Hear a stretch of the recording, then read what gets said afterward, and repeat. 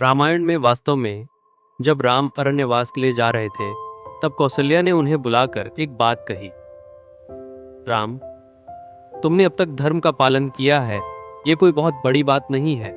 तुम दशरथ महाराज के पुत्र हो, जनक महाराज के जामाता हो, सीता के पति हो, लक्ष्मण, भरत और शत्रुघ्न के बड़े भाई हो।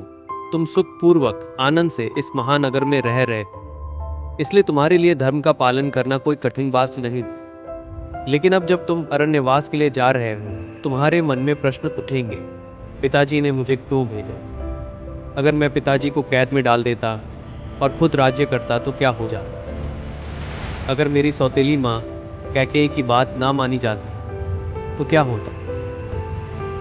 मुझे ये कष्ट क्यों? मुझे जंगल में क्यों सोना पड़ रहा है? फिर भी अगर 2 वरदान दिए गए तो मुझे निभाना क्यों चाहिए? पिता की बात भी क्यों माननी चाहिए? इस प्रकार के प्रश्न मन में थे। जब मनुष्य सुख में होता है तब धर्म का पालन करना कोई बड़ी बात नहीं है, लेकिन जब मनुष्य कष्ट में भी धर्म को ना छोड़े तब उसकी कथा युगों तक अमर है। अगर कष्ट आने पर धर्म को सुविधानुसार छोड़ दिया जाए और जब अनुकूल लगे तभी धर्म का पालन किया जाए तो तुम्हारी कथा शाश्वत कैसे बन सकती है? राम ने उस एक बात को पकड़ लिया, जीवन भर उसी में बन गया। माँ की बात में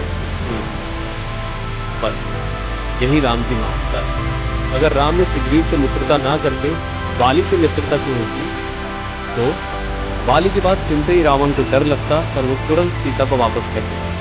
लेकिन राम ने सोचा, धर्म से भटक चुका बाली मेरा मित्र कैसे हो सकता? और धर्मात्मा सुग्रीव से मित्रता की। उसी से एक और कांड, सुंदरकांड, युद्धकांड, 2 कांड आए। दोनों कांड आए और राम ने अनेक कष्ट सहे, फिर भी उन्होंने धर्म नहीं छोड़ा। कहा, माँ ने कहा है मैं धर्म का पालन करूंगा, माँ ने जो कहा है मैं उस वचन का पालन करूंगा। हमारे भारत देश की महानता और हमारी मानवीय मूल्यों की शिक्षा देने वाला महान इतिहास रामायण है।